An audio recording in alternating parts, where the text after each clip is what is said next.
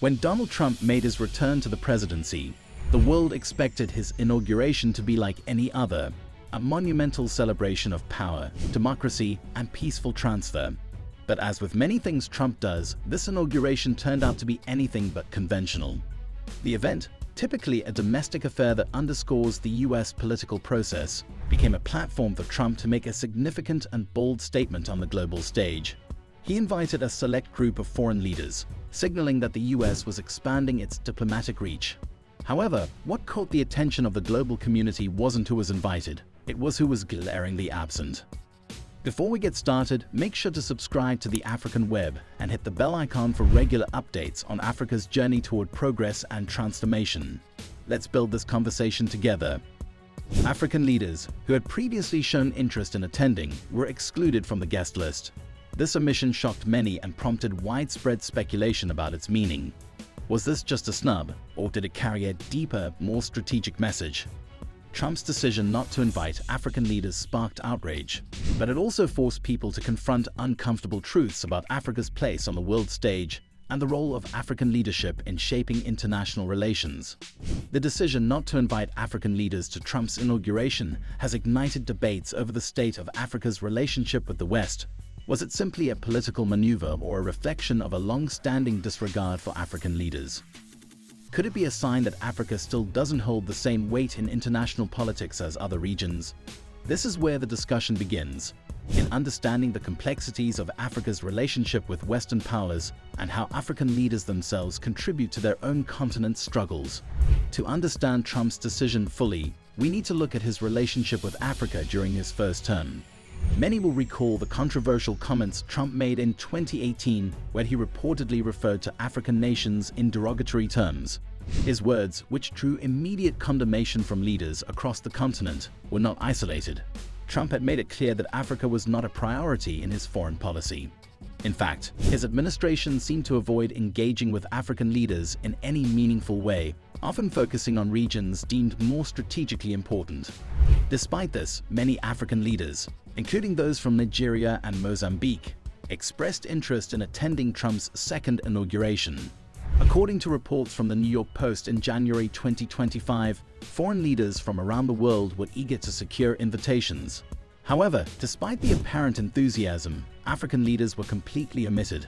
Instead, the guest list included leaders from countries with whom Trump had forged close ties, such as Argentina's President Javier M., Italy's Prime Minister Giorgia Meloni, Hungary's Prime Minister Viktor Orban, and China's President Xi Jinping. This careful selection of foreign leaders seemed deliberate. These were leaders with whom Trump shared ideological leanings or strategic alliances, suggesting that Trump's priorities lay elsewhere. The fact that no African leader made the cut reinforced a message that Africa was not a priority for the Trump administration.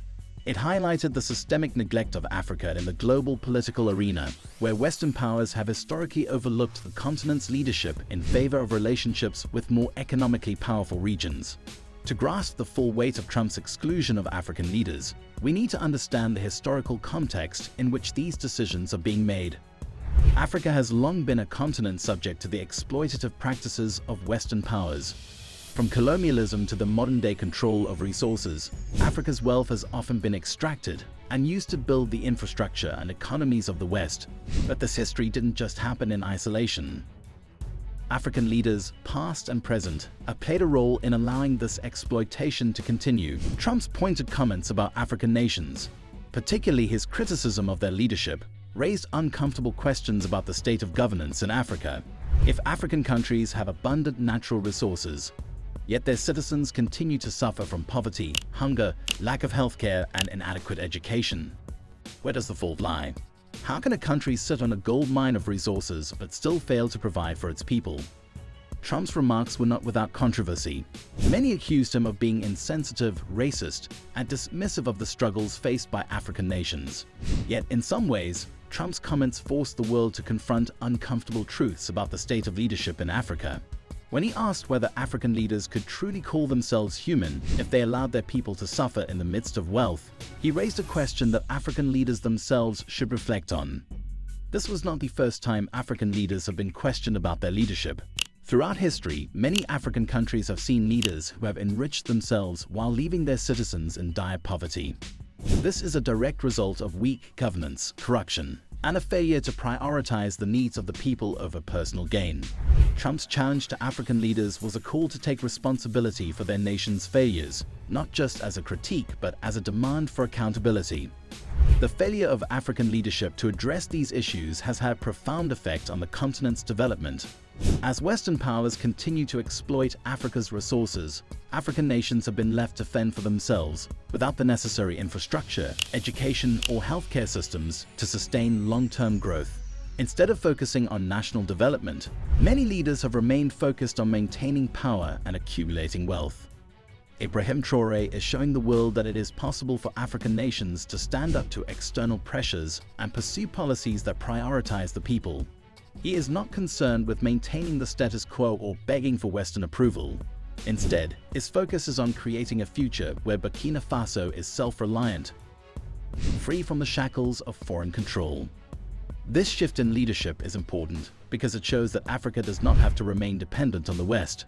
With leaders like Traoré, there is hope for a future where African nations are able to forge their own path without being dictated to by external forces. At the heart of this shift in leadership is the idea of Pan-Africanism, a vision for a united Africa where nations work together to solve their problems. This vision was championed by leaders like Thomas Sankara, who believed that Africa could only thrive if its nations united and worked collaboratively. Ibrahim Traoré is continuing this legacy by prioritizing the interests of his people over those of external powers. He is showing that African leaders can take a stand and push back against Western exploitation. The question remains, will other African leaders follow Traoré's example and begin to prioritize their people's needs over their own wealth and power? As Africa looks to the future, it must confront the realities of its past and present. The West's treatment of Africa, including Trump's decision not to invite African leaders to his inauguration, is a reflection of the continent's ongoing struggles with leadership, corruption, and dependence on foreign aid. However, with leaders like Ibrahim Traoré emerging, there is hope that Africa can rise above these challenges and build a future where its people are free from exploitation and its nations are sovereign, self-sufficient, and prosperous. What do you think about Trump's exclusion of African leaders and its implications for Africa's future? Do you believe Africa can ever escape its history of exploitation? Let us know your thoughts in the comments below. Don't forget to like this video, share it with others, and subscribe to the African Web for more inspiring stories of Africa's progress. Together, let's build a conversation about Africa's future.